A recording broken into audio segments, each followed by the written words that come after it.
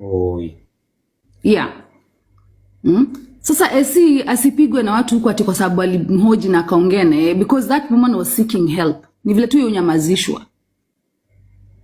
Waambie hata sijui hizi story Esther hata zilienda zikafikaje. Na ukienda tu kuongea unaambia wewe ndio mbaya, unaandika huko Facebook una shida. Kama sasa ni matusi watusiane, hata saa hii siogopi. Nimeishi kuogopa hii mambo for long. Mtu hawezi kenda kuja kwangu adililia aniambie nitakufa. Nitakufa tu na mtanichangia. Haya tukiuliza unataka kunifight cause I know the truth, unaenda na huko una correct hao wakorinwa wa mama hapo, unaenda kuwakalisha chini waambie vile watakuja kuniattack online cause you don't want me to grow. Hutaki mimi nifike bahari, wewe unataka tu kukue, wewe tu ndio huko.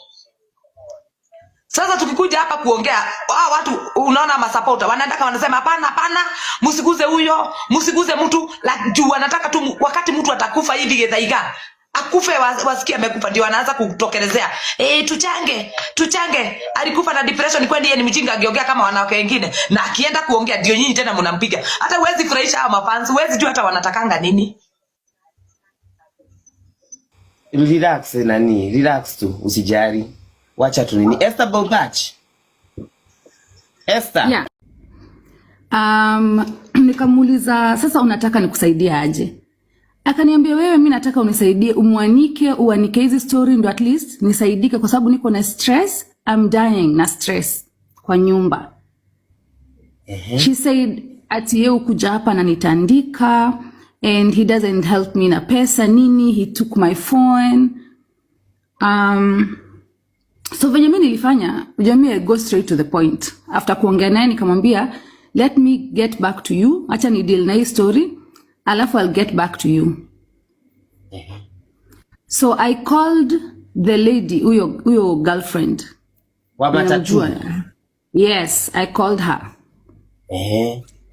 Nikamwambia hello, hata wakitaka yani they know what I'm talking about. Hao wawili Karango anajua, hata huyo girlfriend yake anajua.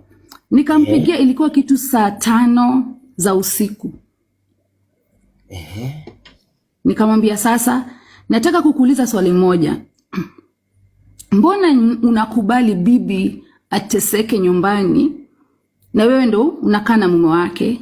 Why are you letting the wife being tested? Yani unakubali ateseke kwa nini? Amenyang'anywa simu, mbona unakubali? Mbona usiongee na huyo mwanaume?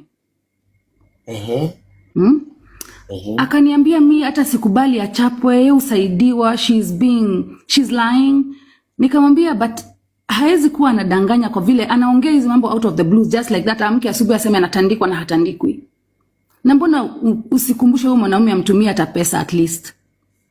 Unajua aliniambia nini? Aliniambia oneha hadi yanake.